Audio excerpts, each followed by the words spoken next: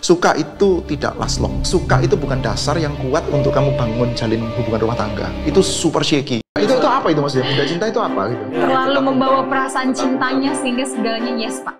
Udah, kita mesti move on juga. Masa pertanyaan ini terus. Bagi teman-teman yang nanti ada pertanyaan bisa langsung tulis entah di kolom komentar atau langsung di dalam live chat, atau bisa tulis pertanyaan Anda di dalam WhatsApp atau link Slido yang ada di bawah ini.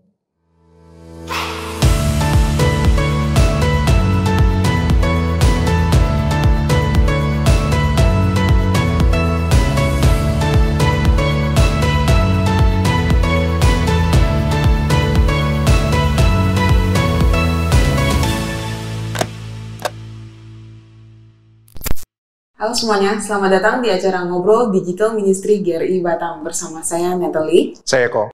Saya Jerry. Saya Arvina Tambunan. Pada hari ini kita akan meresponi beberapa pertanyaan yang telah masuk di sesi sebelumnya, yaitu sesi tentang menggumulkan pasangan hidup.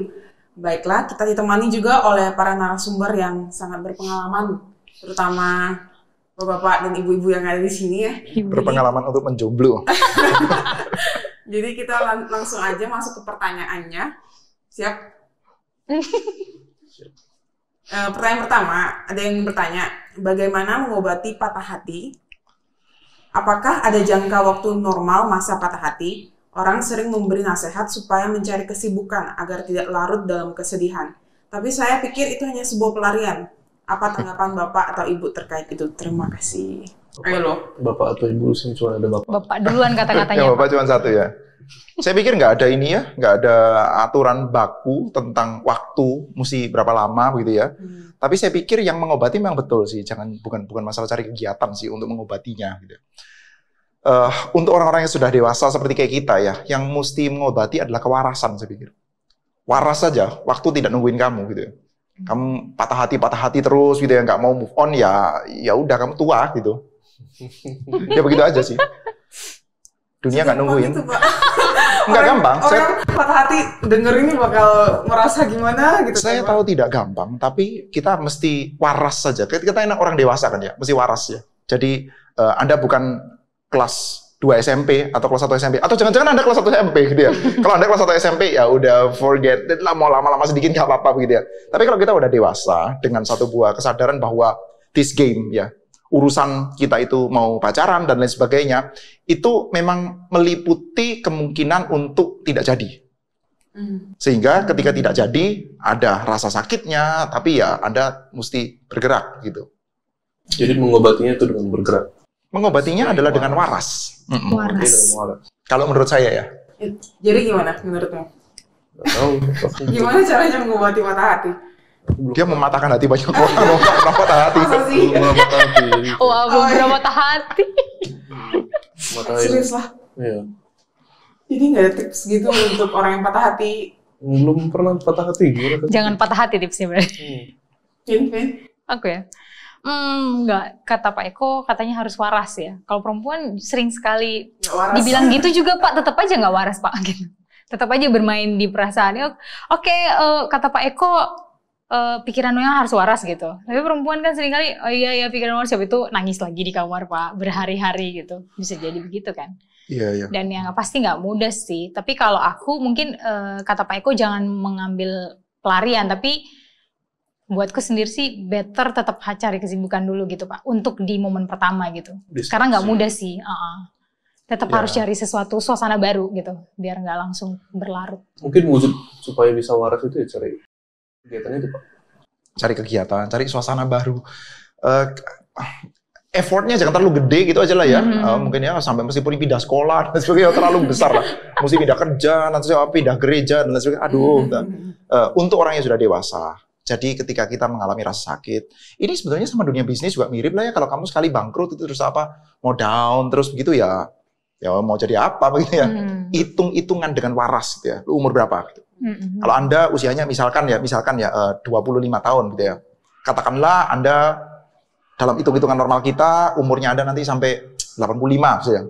Ya, sisanya itu kira-kira Anda mau habiskan untuk berlarut-larut berapa lama gitu ya. Semakin Anda berlarut-larut berapa lama, kemungkinan Anda untuk mendapatkan pasangan dengan spek yang semestinya itu makin lama makin tipis gitu.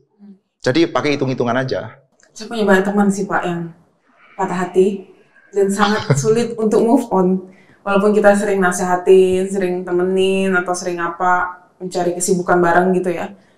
Tapi tetap masih gitu loh, masih sedih, masih susah move on gitu. Dan sebagai teman yang ngelihat itu juga, ya bingung sih bisa berbuat apa gitu. Walaupun dia juga udah tahu gitu kan, ada kemungkinan untuk gagal, ada harus waras gitu-gitu. Tapi ya nggak semudah itu untuk nggak patah hati lagi gitu sih. Iya. Ya tapi memang dikasih tahu aja bahwa dunia itu bukan cuma tentang itu gitu. Masih ada banyak hal lain gitu. Terlalu absorb di dalam urusan kayak begitu-begitu ya. Kamu nanti akan ruin lah. Termasuk kita akhirnya ketika kita jadian pun ya.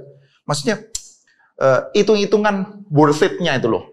Worth it atau enggak sih kamu sampai berlarut-larut seperti itu. Kalau kita hitung-hitungan worth it enggak worth it-nya itu kan gede kecilnya sesuatu ini kita pikirkan ya. Kalau kamu misalkan jadian tuh kamu bisa se-happy apa, pada waktu kamu tidak jadian tuh kamu sehancur apa. Ini kita pakai kategori itu ya. Happy sama hancur gitu kan ya.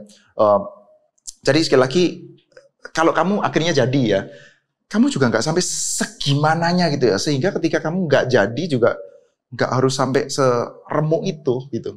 Betul, secara perasaan itu tidak mudah ngomong seperti ini gampang dan sebagainya. Saya bukan nggak pernah ngalamin loh. Gitu. Saya nggak ada orang ngalamin. Cuman be sober gitu apa. Waras saja, mesti pakai hitung-hitungan. Kamu gantungin kayak begitu terus mau nggak gitu.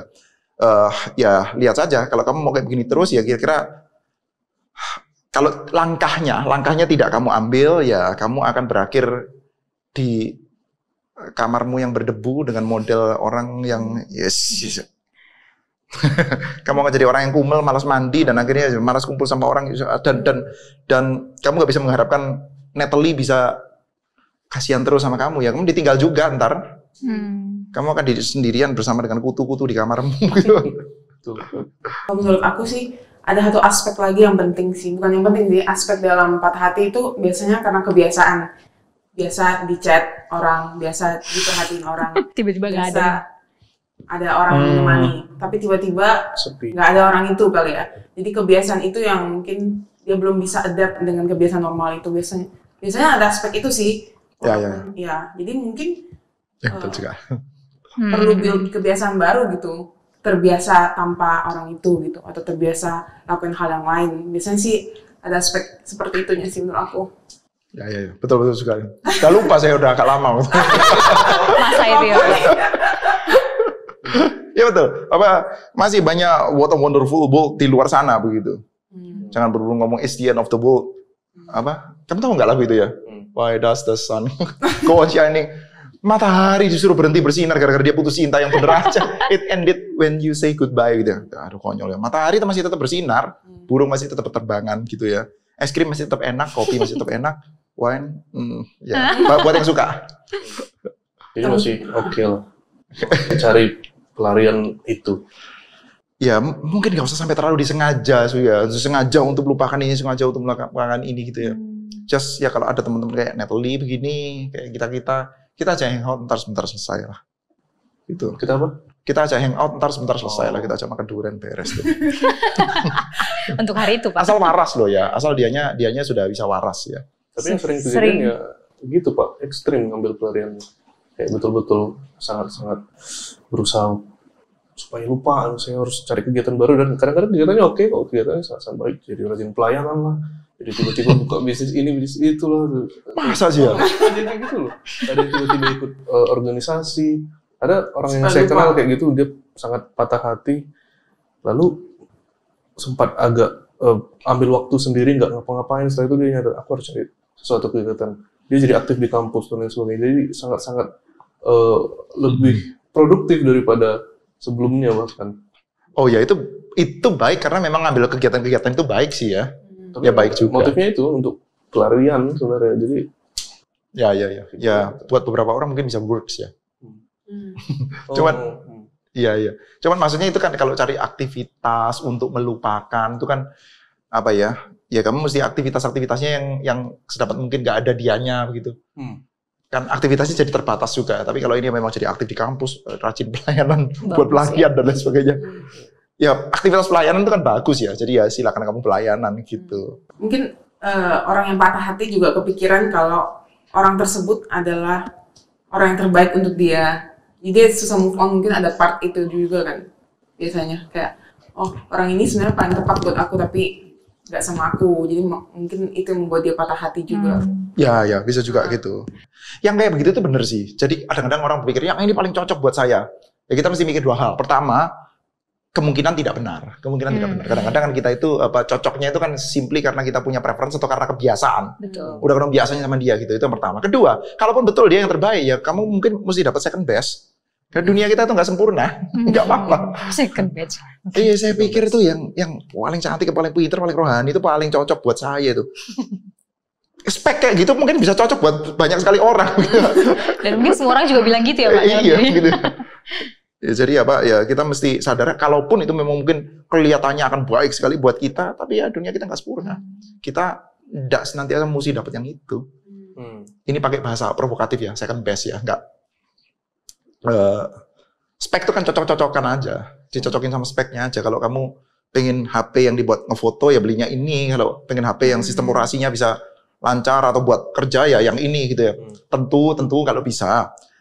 Jangan HP yang bisa buat foto, yang dibuat lainnya hang melulu ya jangan gitu ya. Kalau bisa ya semuanya itu ya ada aspek-aspek yang ini. Cuman yang pas buat kita percaya bahwa Tuhan kita itu memelihara kan, termasuk dalam aspek ini. Dianya juga orang dewasa juga kan ya, seperti ngomong baik-baik, langkah yang dia harus diambil apa gitu lah. Sakit sudah pasti.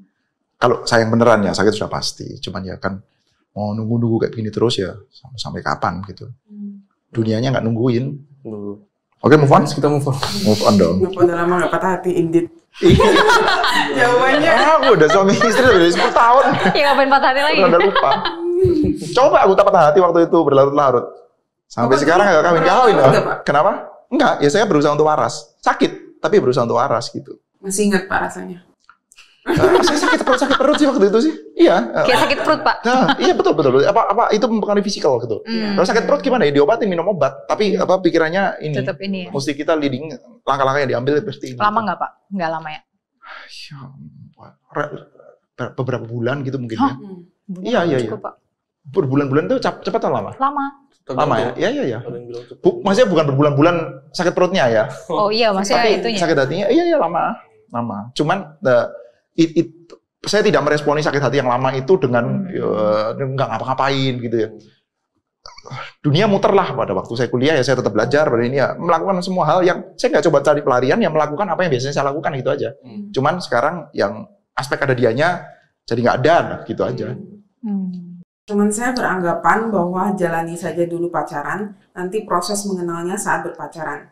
Tapi saya berprinsip bahwa saya harus mengenal baik dahulu bibit, bobot, bebet calon pacar saya, baru saya akan pacaran dengan dia. Bagaimana yang baik? Apa ada saran? Point of view saya dari sisi pria. Pria. Ayo pria. Iya. Kalau saya pikir sih kenal sebagai teman aja dulu, baru setelah itu coba pacaran. Kalau cocok. Kenal sebagai teman kan nggak mesti kenal bibit, bebet, bobot kan. Jadi ya kenal senatural mungkin, lalu melihat ada kecocokan, kayaknya kita bisa lanjut, lalu pikir untuk berpacaran, dan di pacaran nanti boleh analisa lagi dia punya bibit-bibit bobot lebih dalam, apalagi sudah mau memasuki jenjang pernikahan. Jadi mengenal memang nggak habis-habis kan, tapi kalau mau dihabisin di awal kayaknya nanti nggak pacaran-pacaran. Mulai sampai satu pengenalan yang rasanya cukup, nggak asing gitu, nggak jadi orang yang sama sekali nggak kenal sama sekali gitu ya. Cukup kenal lah dia kira-kira gambaran besarnya gimana, lalu coba pikir, yuk kita coba lanjut. Saya pikir gitu, Pak. Setuju. Menurut aku kalau pengenalan sebelum pacaran sama pengenalan saat pacaran bakal berbeda sih, karena Orang cenderung menutup diri sih, belum membuka diri sepenuhnya saat belum berpacaran. Ketika pacaran kadang mungkin lebih bisa membuka diri lebih. Gak gitu ya Pak? Aku rasa kadang ada seperti itunya sih. Pacaran jadi lebih bisa membuka diri, jadi bisa lebih kenal. Kalau sebagai teman kadang nggak bisa membuka diri sepenuhnya juga. Untuk itu, jadi ya sama sih sebenarnya. Pacaran itu kan sebetulnya satu buah kategori baru ya. Yang sebetulnya kategori decisifnya itu adalah menikah atau tidak menikah kan. Gitu. Pacaran itu apa sih sebetulnya begitu? Itu kan satu buah kategori aja gitu. Kategori di mana kita mengenal secara lebih dekat begitulah mungkin ya. Itu namanya pacaran gitu. Itu kan kategori yang di Alkitab nggak ada kan sebetulnya. Kalau kita bikin-bikin aja. Jadi buat saya kita nggak terlalu ada yang mutlak sih dalam hal ini. Jadi ya saya cenderung rada mirip sama Jerry tadi ya. Jadi ya kita kenal saja dengan sebanyak mungkin orang.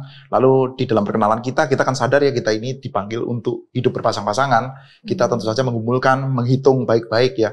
Kira-kira yang akan menjadi pasangan yang sepadan buat saya itu yang mana. Dan kira-kira saya itu sepadan nggak buat dia, kira-kira begitu ya. Nah setelah itu mulai kita masuk dengan pengenalan lebih dekat ya, dengan lebih intens begitu. Nah kalau kita di satu sisi intens kepada satu orang itu kan memang tidak bisa ya intens dengan banyak orang. Simply tidak memungkinkan aja gitu. Kita manusia yang tidak memungkinkan untuk itu. Maka ya kita kasih judul yang kayak begituan itu namanya pacaran gitu. Jadi nggak perlu pacaran nggak apa-apa dong. Kalau Bapak bilang pacaran itu adalah konstruksi sosial. Tergantung. Kita mau kasih judul pacaran nggak kasih judul pacaran juga nggak apa-apa. Itu kan judul aja. Boleh diganti sebagai hubungan yang tidak membuka hati kepada orang lain. Disingkat hubungan tanpa status. Hubungan yang tidak membuka hati. Itu statusnya tidak membuka hati kepada orang lain gitu. Hubungan tanpa status. Tidak membuka hati. Complicated. Enggak, kalau kita fokus sama satu orang, itu kan otomatis kita mencoba untuk saling kenal lebih dekat gimana ya. Kamu akan lebih itu simply membutuhkan waktu lebih banyak aja, membutuhkan effort lebih banyak sehingga ya secara lumayan otomatis yang lainnya akan tersisih gitu. Dan kalau pada waktu tengah-tengah begini terus kayaknya kok nggak bisa ya di dalam aspek ini itu ternyata nggak bisa ya kita mulai back off kan, mulai mundur, mulai intensitasnya berkurang. Itu kalau dalam bahasa sehari-hari disebut sebagai putus. Kita pakai istilah Mengumpulkan dulu dalam bahasa sehari-hari koleksi Pak. Koleksi. Tapi mungkin ya si penanya ini apalagi di sini point of view-nya sisi pria. Mungkin ada ketakutan kalau nanti yang dia senang ini itu mengecewakan dia gitu. Jadi kayak aduh aku harus kenal dia betul-betul detail supaya nanti aku betul-betul bisa baca dia gimana. Saya pikir ini agak susah jadinya karena kita kan sama-sama orang yang berdosa gitu kan. Nanti satu saat pun ada aspek atau ada satu kali kesempatan yang kita nggak pernah pikir dia bisa lakukan, dia bakal lakukan. Dan kecewanya jadi kayak kecewa gitu. Jadi mending gimana Pak? Kayak mending kayaknya di apa itu kita punya istilah bare standar apa? Baseline. Nah, mending sampai di baseline kita sudah sama-sama rasa oke dan sudah jalani ke depan dengan ya terbuka pada kemungkinan bahwa dia akan mengecewakan. Mungkin bibit bobot bebet itu bukan di dalam artian nanti akan mengecewakan saya atau enggak gitu, tapi spek. Ya. Kita pakai analogi barang ya, punya satu buah barang yang kita pakai, satu buah barang dengan spek tertentu yang dipakai untuk sesuatu yang lain itu bisa sangat sulit sih. Termasuk kita pikirin speknya kita. Spek ini bukan high or low ya. Ada high or low-nya juga sih. Tapi yang saya maksudkan bukan masalah high or low. Betul, sesuai atau enggak sesuai. Kalau kamu mau render video ya kamu pakai VGA card yang bagus gitu. Kalau kamu pakainya mau yang buat musik ya kamu pakai sound card yang bagus, mungkin begitu ya. Jadi spek ya mau dipakai buat beginian kameranya mesti yang bagaimana. Ini sesuai spek atau enggak. Nah, tapi kira-kira begitu apa yang dimaksud bibit bobot bebet itu mungkin kayak begitu ya. Kita lihat dia punya kecenderungan seperti apa, keluarga punya kecenderungan seperti apa, dan later on ya ketika kita mau menikah ya. Kalau buat saya sekali lagi ya batasannya itu sih menikah sama nggak menikah gitu. Kita masih boleh terus berada dalam proses pengenalan sebelum kita menikah gitu. Dan perhitungkan kalau bisa ya everything. Perhitungkan semuanya. Secara cukup detail gitu. Bisa, karena setelah baseline itu kita tercapai, nantinya kita akan menjalankan hidup kita hari demi hari. Pada dalam pernikahan itu kita menjalankan kehidupan hari demi hari, di mana sudah Pak, masukkan saja dalam semua perhitungan. Anything. Yang kalau ke WC jorok atau enggak, yang gosokin kamar mandi itu berapa hari sekali kamu ganti spray dan sebagainya, kayak gitu masukin semua itu. Ngorok apa enggak gitu ya. Kenapa? Ngorok apa enggak tidur. Ngorok atau enggak, ngerokok atau enggak dan lain sebagainya gitu ya. Suka ngebir atau enggak, suka tidur malam atau suka tidurnya siang dan lain sebagainya. Whatever tuh, sedapat mungkin itu karena kita akan deal dengan itu harian. Betul. Baseline itu biasanya kita beresin di depan tuh. Cinta Tuhan, hidup untuk melayani Tuhan, anak-anak nanti dibesarkan di dalam Tuhan, yang terutama, begitu itu kita beresin di depan. Tapi nanti hari demi harinya itu yang bisa benturan-benturan kecil dalam hal ini, pengenalan detail itu perlu. Tapi berarti bukan mau mengarahkan ini benar atau tidak, tapi sesuai apa enggak dengan kita, bisa kita toleransi apa enggak gitu kali ya Pak? Betul. Okay.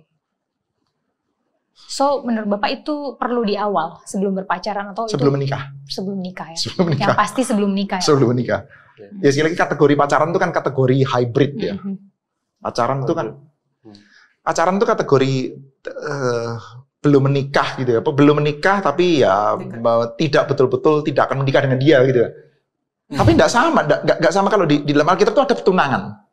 Tunangan gitu ya. Tapi tunangan itu sudah seperti kayak suami istri.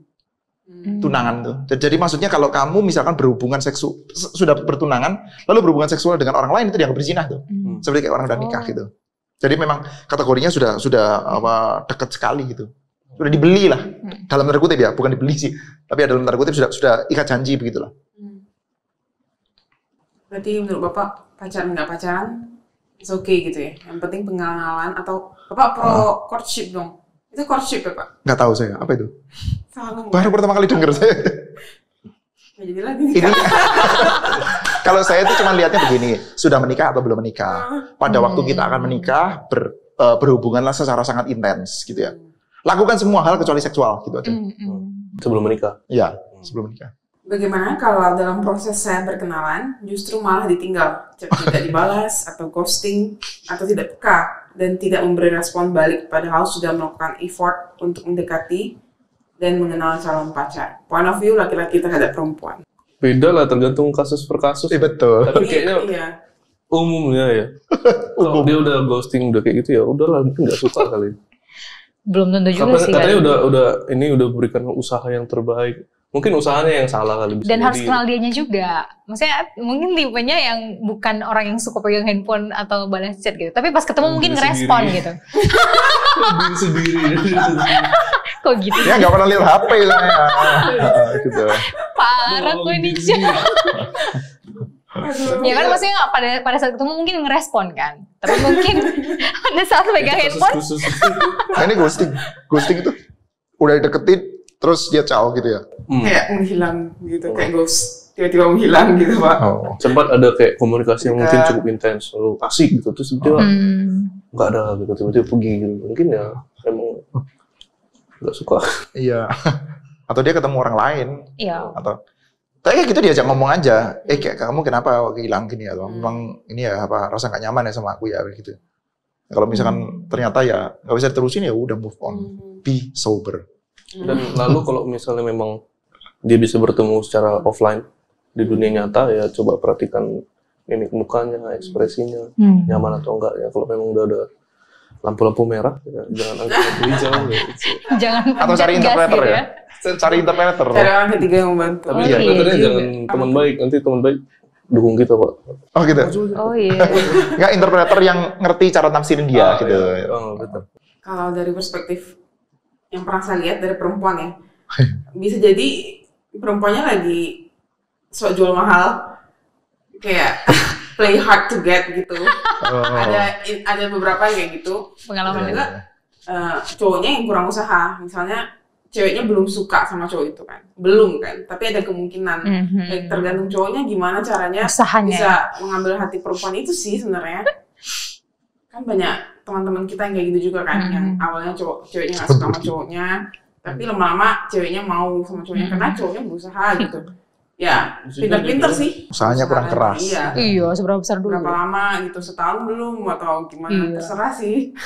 Tergantung seberapa dia suka ceweknya. Nanti bagi dia seminggu doang gitu cuman. Nggak iya ya, tapi time frame mesti kasih itu. Mesti kasih time frame. Jangan sampai berlarut-larut terlalu panjang gitu. Tapi tetap harus ada ini loh, iya kan Pak? Harus tetap pastinya ditanyain gitu. Saya Takutnya pikir sih bisa ya. salah paham. Sebenarnya jadi salah paham akhirnya saling menjauh gitu. Kalau maksudnya bukan begitu. Kalau ternyata ditanyain terus maksud, kadang-kadang ada yang ngomong ya, saya nggak tahu bener atau tidak. Ada yang ngomong katanya ngomong A artinya B, ngomong B artinya C begitu ya. Ditanyain gitu ya. Jawabannya itu nggak bisa secara verbally langsung understood gitu ya. Kita disuruh tebak-tebak main hermeneutik gitu ya. Dan tebakan kita salah terus. Cewek sering begitu Iya, Pak. sering Nah, gitu sih, Pak. Kalau tebakan kita salah terus, kamu jauhin aja, cari orang lain. Ntar kamu kawin susah loh. Lelah ya Pak ya? Bukan masalah lelahnya, cuman kamu nanti jalan rumah tangga gimana kalau tebakanmu salah terus gitu. Dia Kalau main tebak-tebakan. ini salah terus ya. Iya, deketin aja salah terus, ntar kawin gimana gitu. Dan itu ya, jangan andalin suka. Suka gak suka itu bukan faktor yang paling utama di dalam pernikahan. Mungkin itu bukan faktor yang perlu terlalu ditonjolkan tuh. Jadi apa, Pak? Hitungan. Kan kita aku akan buat baginya penolongnya sepadan gitu. Nggak tanya sama Adam juga kan, Adam kamu suka yang gimana Adam gitu. Pokoknya Tuhan bikin yang speknya cocok gitu ya. Jadi kita main hitungan aja spek. Kira-kira dia penolong yang sepadan bukan untuk aku gitu. Iya. Kan kamu bisa jadi penolong sepadan buat dia atau enggak gitu. Ketimbang kamu mengandalkan suka, apalagi sebesar apa berasa suka dan sebagainya. Suka itu tidak last long. Bukan berarti setelah kamu nikah kamu jadi gak suka ya, bukan ya. Tapi maksudnya suka itu bukan dasar yang kuat untuk kamu bangun jalin hubungan rumah tangga. Itu super shaky. Apalagi kalau laki itu biasanya kan ya suka itu dikaitkan sama betul model wajah tertentu atau bentuk badan tertentu.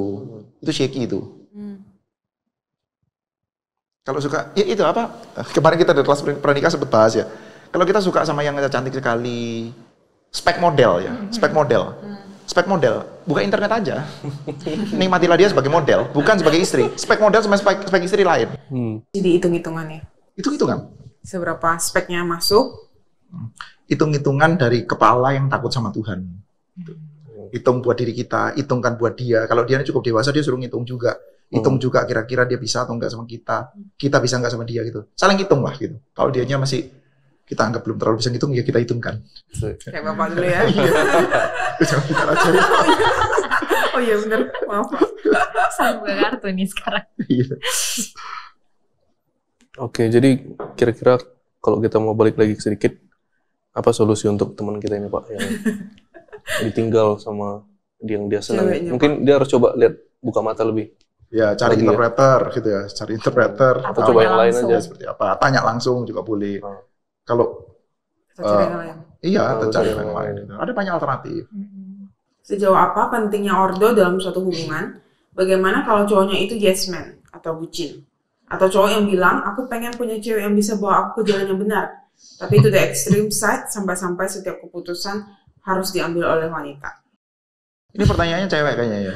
Iya. Yang nanya cewek ya. Iya, Nggak tahu deh, harusnya. Oke. kok bisa harusnya cewek? Ya, karena dia ada keraguan-keraguan kalau Gimana cowoknya cowok? ini yes man sih. Gak mungkin cowok yes man nanya Ngaku dirinya sendiri. yes man, iya. Ikut cewek terus gitu ya. Oh iya. Iya. Vin, bener. gimana Vin? Pintar ya, Jerry hari ini. Jago dia. Karena pakai baju putih. Oke, kalau menurut aku sih, aku juga orang yang sangat mementingkan ordo sih Pak. Maksudnya, aku juga nggak suka pria-pria yang nggak bisa mengambil keputusan sendiri atau lebih banyak apa yang kata ceweknya bilang dia ikutin gitu. Tapi buat aku mungkin ini harus dipahami dulu. Sebenarnya dia memang selalu mengikuti apa kata cewek atau memang sebenarnya memang benar apa yang dibilang ceweknya gitu loh. Enggak, kalau ini kan case-nya cowoknya apa tadi, bucin? Cowoknya bucin Yes Pak. man. Bucin tuh yes man ya. Bucin yes man, terus pengen dibimbing secara kerohanian gitu. Iya. Kalau dibimbing secara kerohanian sih aku Keputusannya cewek yang ambil. harus sama-sama belajar sih. Kalau ceweknya harus berperan membimbing, buat aku sih nggak bisa gitu sih. Saya pikir cowoknya ini lagi cari pembimbing KTB. Bukan cari pacar ya Pak. Iya setuju Pak. Cowoknya ini suruh cari kakak KTB, lalu dia ikut Betul, KTB. betul. Ceweknya suruh cari pasangan, Betul. begitu. Setelah dia dewasa baru cari pacar gitu. Iya betul. Jadi ini ada keterkaitan sama karakter kah kira-kira atau bagaimana Pak? Karena kan ada karakter yang ya memang dia lebih tidak sedominan si perempuan atau seperti itu. Kira-kira itu gimana Pak? Mau tahu gimana lo? Dominan. Aku agak lebih dominan dari itu. Tapi ya ini betul sih. Kalau saya pikir sih ordo itu tidak sama dengan karakter ya. Ordo tidak ditentukan oleh karakter. Jadi orang yang karakternya kolerik misalkan itu tidak sama dengan dia itu memimpin di dalam rumah tangga gitu. Alpha beta kalau gitu ya. Alpha female itu kalau ketemu sama beta male gimana gitu. Gak apa-apa sepanjang mereka sama-sama memahami ordo gitu. Ya kalau cowok seperti itu sekali lagi ya, cowok seperti ini lagi cari pembimbing KTB. Suruh cari pembimbing KTB, nggak harus perempuan juga sih ya. Kalau dia sudah cukup dewasa secara kerohanian, ya baru dia cari pasangan begitu. Berarti belum bisa ya dia cari pasangan sekarang. Saya pikir kalau model cowok seperti itu ya belum ya. Kan spek orang siap nikah itu adalah dia yang juga menyadari panggilannya sebagai seorang laki-laki, menyadari panggilannya di dalam keluarga seperti apa gitu ya. Nah, ini kan dia kepingin dibimbing di jalan yang benar secara kerohanian gitu ya. Sering ke gereja, sering ikut persekutuan, ikut PA begitulah. Cari pendeta sih, Pak. Iya. Tapi mungkin kasus-kasus begini pernah lah kita pernah dengar mungkin ada orang-orang yang suami istri lalu si cewek memang lebih rohani, lalu terakhirnya si suami akhirnya terketuk pintu hatinya dan melihat bahwa wah ternyata istriku sangat rohani, aku jadi pengen bertobat dan ikut dia gitu. Iya. Nah itu selalu menjadi satu hal yang baik ya, selalu menjadi satu hal yang baik. Cuman ini kan pertanyaannya dikaitkan sama ordo ya, tentang siapa yang memimpin gitu. Saya pikir ya, laki-laki yang tidak rohani, itu kan tidak sama dengan laki-laki bucin. Tidak rohani itu tidak sama dengan yes man toh. Bisa-bisa tidak rohani tapi biasanya orang nggak rohani ya banyak ngototan kan ya. Mesti gini ngaco semua. Ini jadi pertanyaannya dua hal yang rada berbeda nih. Jadi di satu sisi berkenaan dengan bucin atau yes man, di sisi yang lain berkenaan dengan kerohanian gitu. Sementara itu nggak inline itu. Kalau dia itu sangat rohani, dia itu tidak langsung serta-merta menjadi orang yang alpha male gitu ya. Nggak langsung jadi begitu kan ya. Lalu orang yang sangat tidak rohani juga banyak kan ya orang nggak rohani malah menjadi pemimpin tangan besi gitu kan. Ringan tangan juga kadang-kadang malah begitu kan. Plus kalau perempuan yang rohani dengan kerohaniannya baik, biasanya kan juga perempuan dengan kerohanian yang baik itu akan creating laki-laki dengan kerohanian yang baik, dan laki-laki dengan kerohanian yang baik dan mau tidak mau dia akan mengambil posisi sebagai pemimpin ya, sesuai dengan ordo yang dikasih sama Tuhan. Betul. Lalu mungkin bisa jadi ini si penanya yang adalah kita asumsikan sebagai perempuan yang dominan memang terlalu suka nge-push gitu. Jadi sampai mungkin si laki-laki yang nggak terlalu yes man dianggap dia sebagai laki-laki yang yes man gara-gara dia mungkin sangat ngotot sama. Terakhirnya si cowok kayak udahlah yes aja, iyalah yes aja gitu. Tapi ini bucin sih. Dia bilang bucin. Iya yes aja supaya kau tetap sama aku gitu, enggak putus enggaknya. Karena bisa jadi kan. Dari si cowok mungkin kadang-kadang mikir kayak gitu, nih pacarku ini kayaknya tuntutannya terlalu banyak, udahlah aku ikut-ikut aja lah. Demi mempertahankan dia. Kira-kira gitu. Mungkin. Gimana ada? Tapi mungkin cowok yang bucin adalah orang yang mungkin itu tadi kali ya Pak. Enggak sepenuhnya kerohaniannya terlalu sangat baik gitu sih. Maksudnya bucin itu apa sih sebenarnya? Budak cinta. Ya itu apa itu maksudnya? Budak cinta itu apa gitu? Ya, terlalu membawa perasaan cintanya sehingga segalanya yes Pak. Iya. Ketakutan kehilangan cintanya, bukan ketakutan kehilangan orangnya kadang, ketakutan kehilangan perasaan cintanya tuh. Ketakutan nggak ada lagi orang yang bisa dia salurkan cintanya. Aku nggak sampai segitu juga sih taunya. Aku baru tahu itu kok. This is unreal. Itu unreal. Tapi itu kejadian di banyak kita Pak. sekarang ini Pak. Aduh. Tapi makanya aku bilang tadi Pak, berarti dia kalau punya kerohanian yang baik biasanya nggak akan pergi ke bucin sih. Iya. Menurut aku nggak akan jadi orang yang bucin. Pasti kurang- ke arahnya kurang tepat. dewasa sih. Iya. Kalau dia arahnya tepat, pasti dia juga akan menjunjung ya nilai-nilai kerohaniannya, bukan jadi orang yang bucin. Ketika cowoknya bilang ini, oke, yes, semuanya yes gitu. Banyak nonton drama itu. Itu kurang baca kita, banyak nonton drama terus pikirannya kebentuk. Iya loh, kita itu kan dibentuk dengan interaksi kita dengan siapa ya. Kamu interaksi sama orang kepahitan terus ya, lama-lama ucapan pedes. Kamu interaksinya sama kayak begitu, sama drama-drama kayak begitu terus. Yang isinya itu nyanyi di kamar terus pakai lagu-lagu. Hey, bangun gitu Pak. Lagu-lagu itu dijual. Dan kalau banyak orang yang seneng CD-nya laku. Sekarang nggak pakai CD ya. Ya itu bahwa Spotify-nya laku gitu ya. Kalian itu produk kita ini jadi konsumen gitu ya. Mesti sadar itu. Korban sih Pak. Itu bahan konsumsi itu. Jangan hidup itu kayal semua itu. Waras lah. Oke teman-teman, sampai jumpa di acara ngobrol episode yang selanjutnya. Mereka sudah melakukan sesuatu yang nggak benar. Batuan ada mengingatkan kalau nggak cocok kayaknya kalian nggak usah lah lanjut. Lalu ternyata mereka pilih untuk terus. Kira-kira itu ada kaitan nggak ya Pak? Dia punya kerohanian ketika setelah berpacaran, bukan jadi misal contoh yang biasanya rajin PA, setelah berpacaran jadi tidak datang sama sekali, sibuk dengan pasangannya gitu loh. Saya tadi mikirnya konkret ini ada wujudnya. Harus ada akadnya. Ilfil gitu nggak sih Pak, lihat sifat tertentu gitu, sifat tertentu tiba-tiba gitu langsung ilfil. Jadi perlu ikut kelas pranikahnya Pak Eko. Ya, kelas pranikah lah. Tiap hari Minggu.